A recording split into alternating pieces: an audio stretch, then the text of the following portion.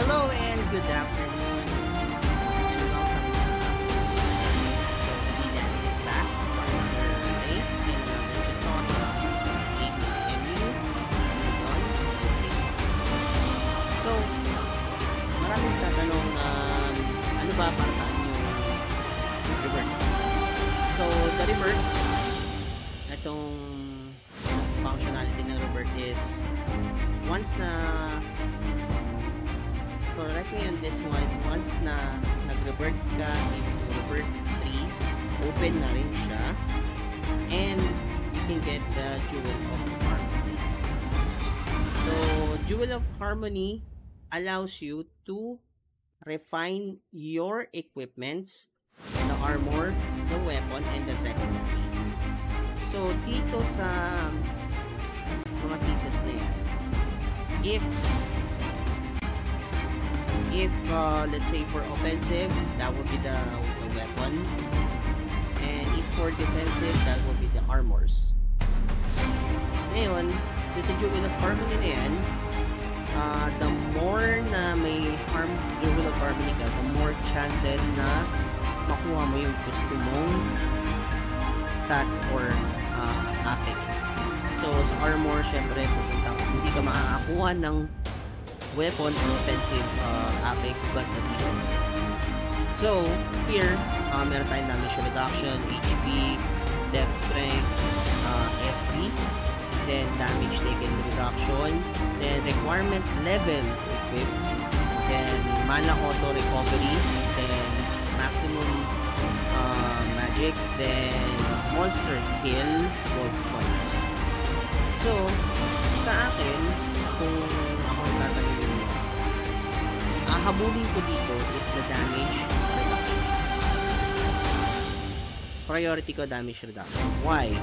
The game itself, it's based on the defense talaga ng character nyo para magkaroon kayo ng progression. Kaya nyo yung mga ibang monster and tumagal kayo sa mga PvP, Siege War, or sa mga events. Yun. Then next would be the HP. The more HP, the more nasusustain ng character mo yung damages. Then lastly, kung ako papapiliin dun sa iba, syempre, dun tayo sa damage taken pa rin na hindi percentage. Kasi dun pa rin siya mag-add defense. So yun yung tatlo sa akin na pinaka okay sa tingin ko. But depende sa inyo kung anong nakikita nyo magandang stats dito. Other stats na tinitingnan ko is siguro itong required level to equip. Kasi kung tama yung minala ko, makakapag-equip ka ng higher level na equipment. Let's say ito, diba yung equipment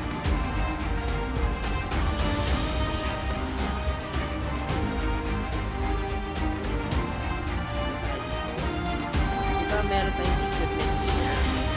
Ito, may equipment level yan.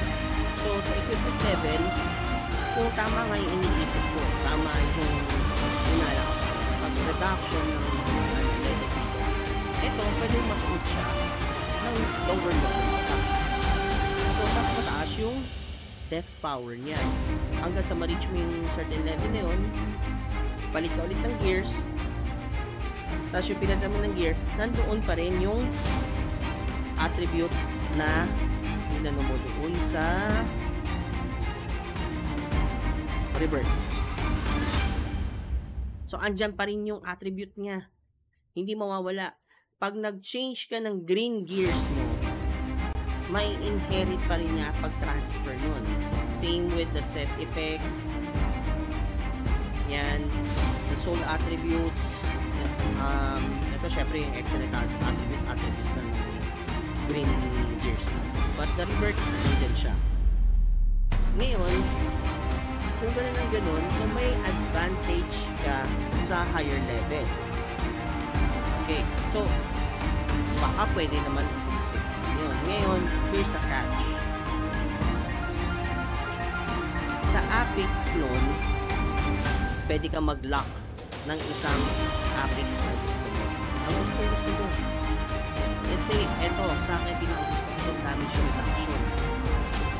Pag reload ko siya, naka-lock siya, magiging tatlo na yung required. Pero pag wala, so isa, tatlo yung pagpapalit. Eh no, random yung pagpalit yan. Yung random na pagpalit mo, let's see. Diba? So, pwedeng maging dalawa, pwedeng maging isa, o pwedeng maging tatlo. Kaya, mas maganda, mas marami kang harmony, unit of harmony, and ilock mo yung pinaka-gusto mong stats, yung pinaka, ay, eto, okay na ako dito, eto talaga yung required na nakukuha ko priority ko. Then, at saka mo, i-refine. Diba? Damage reduction, dalawa. That was my death percentage, but nawalan ako ng MP recovery. So, sa akin, hindi ko kukunin to, even though na pareha siya damage reduction, kasi may death percentage na ako. So, para sa akin, okay din yung death percentage. Ngayon. So, same goes with other cards. Dito. Dito. Except dito sa ano, wala yan. Tapos, daddy, pwede ba dalawa? Unfortunately, no. So, hindi pwede. Isa lang talaga yung pipili mo. Then, lock na lang talaga kung ano. So, mas maganda kung gagawin mo yung re-rolling ng stats, mas marami kang jewel farm para mas mapakinaba mo. Tulad ko, nag-re-roll ako, mas marami, nakukuha ko yung gusto kong mga stats. Tulad nito, kung dalawang to, okay na ako. Low touch na ako dun sa dalawang yan kasi nakuha ko na yung gusto ko sa kanila. At kung tatlo na lang na to, yan, siguro yan na yung mga paglalaro ko. Ito, no touch na rin ako kasi still penetration din attack speed use yung pinakagusto ko talaga attack speed. So, ayan. Then, ito, pwede ko pang galawin kasi dalawang ignore pa lang. May isa pa akong stats. Mas gusto ko tatlo talaga. Kahit sabihin natin butaw na yung isa. Diba? Tulad nito, ayan. MP recover. At least MP auto-recover siya. Diba? May chance pa rin pa mag-recover ng ano, ng MP. Yan. So, eto paglalaroan natin ngayon. Kasi may death, damage reduction and death percentage. Hoping yung 56 natin na harmony enough to get ano yung gusto ko talaga. So, tulad na sinabi ko, it's either equipment level or the HP percentage or kung anak talaga ako ng Diyos, another percent ng kahit ano gusto dalawa. Diba? Tatlo silang percentage. Napakasarap nun i-upgrade. Kasi, bakit napakasarap i-upgrade nun? Let's see 6 evolution siya ng plus 6 to plus 7. I-ups mo din yan. May percentage na yan. Ginagamit siya ng high refining stone. By the way, itong high refining stone nakukuha sa field boss drop sa daily pack. So, yung field boss pack, hindi basta-basta field any kind of field boss. So, kasi yung box niya is plus 4 box, plus 4 gold box. Sure, may high refining stone na. So, yun yung hanapin ng mga box. Ngayon, let's see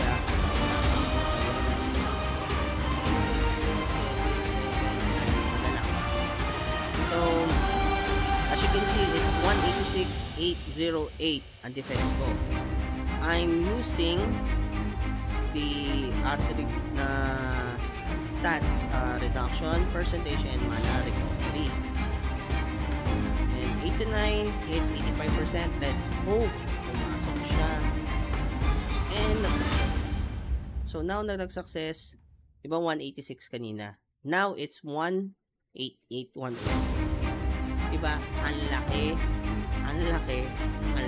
ng boost sa damage. Ay, sa defense, sorry.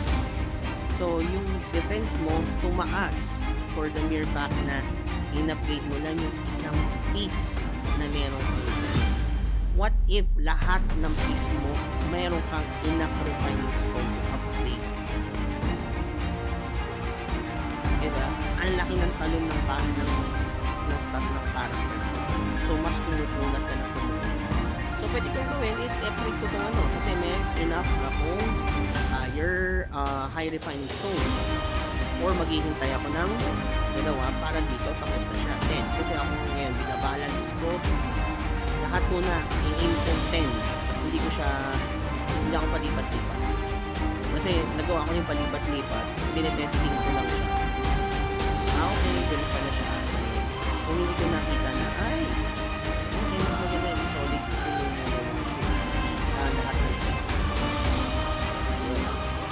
So try natin yung stats.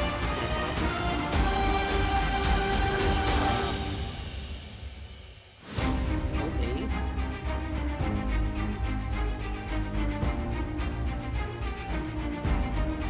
So, ito yung equipment reduced level 12. Ang sarap, di ba?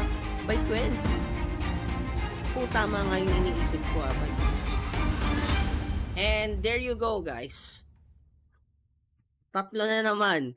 Double damage reduction, triple damage reduction, 2% din, isang value lang talaga isa, plus base value. Diba? So, would I go for it? Definitely. Yes. I would go for it. See? Tumaas na naman kasi nag-plus 126 siya. But the reduction is the same. Kasi 1.26 na-replace niya yung depth percentage ng 1.26. It's the same. So, another piece, another done. So, let's move. Siyempre.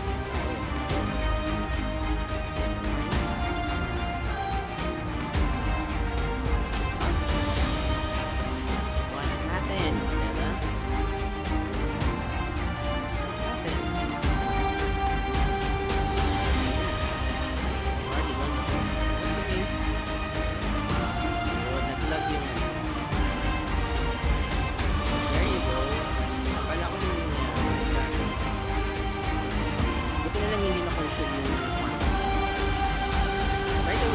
Nakikita yung harmony. Yung harmony, Tower of Refinement, and you have 4 chances every day. Kasi yun yung sa akin, 4 chances or twice every day. Nag-open siya pagka-reset ng server, then dire-diretso 30 minutes before the reset. Yun. Pagpunta nyo doon, try natin. Let's see. Hindi open si tower. Pero kung open si tower sana, pwede ko mapakita sa inyo. Pumasok doon tapos ano yung map niya. So maybe ano natin yung pag-upload na ng video. Try ko mag-hunt lang din. Isama ko na lang dito sa video nito. But busin natin yung price, sayang eh.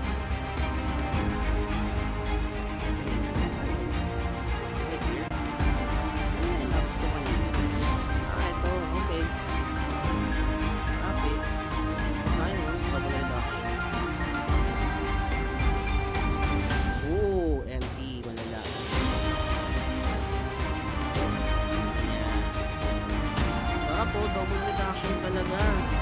Pero hindi. Kasi sa MP Auto Republic, kaya hindi ko kinukuha yung 2 slot, kinukuha pa rin, ay 2 ops, kinukuha pa rin yung 2 ops. Kasi kahit pa paano useful naman itong Mana Republic.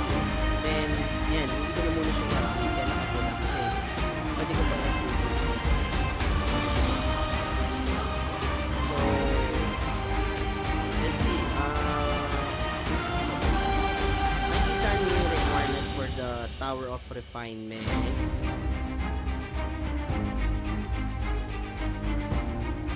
Sana hindi pa mag-refresh yung bag. Kasi nagre-refresh yung bag pag tumatampot yung character. Una ako tayo. Ito na Tower of Refinement. Guild Boss. Yari na naman ako. Tower of Refinement. Ayan. Then, i-refine nyo siya sa second stage nun. Pagkakuha nyo ng second stage, then, there you go. Magkakaroon ka ng Jewel of Harmony, or, sabi nga nila, pumunta ka dito, daily pack, and you can get the Sa Jewel of Advanced Evolution, it's the Harmony, then last one, then the Rebirth Dosel. Ang pinili ko to. But, kung gusto mo lang medyo mataas yung presyo kasi 160 diamond siya. So, meron din siya mas lower version. But, sulit pang 90. Other players on other servers, ito yung pinakasulit na. Ako yun din yung hindi ko natin kung may diamond. Ibenta na ito ako. Yan. Kasi, sulit talaga siya. Ngayon, since naka-cool down pa si Ben, anong oras na siya? 12:30? More or less. So, i-attach ko na lang, mag-record ako nung anong itsura nun, isasabi ko sa pag-upload. So far, sana nakatulong ako ulit sa inyo sa pag-improve ng character niya sa MU Udon, and hoping that you would drop a like, subscribe, and comment down below kung ano mga gusto niyo pang videos na pwede kong matuturo sa inyo about this game. And also watch my stream. I usually stream sa Facebook every lunchtime to 2 p.m. or 3 p.m. I will try to do it every day, but every other day ako stream. Then minsan gabi during Siege War namin, kasi since yung mga ibang guildmates namin is nagre-request ng video na, so yun, then dinediretso ako sa ibang guildmates.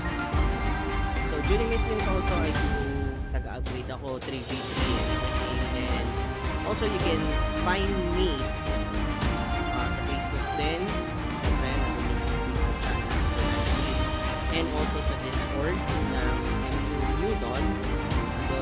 So try to join also the Udon community kasi maraming mga players, streamers, mods, and GMs that can help answer your questions, and if you have any reports ng mga technical issues, bugs, or minsan doon, iniisip ng yung mga GM na kung ano yung mga players request.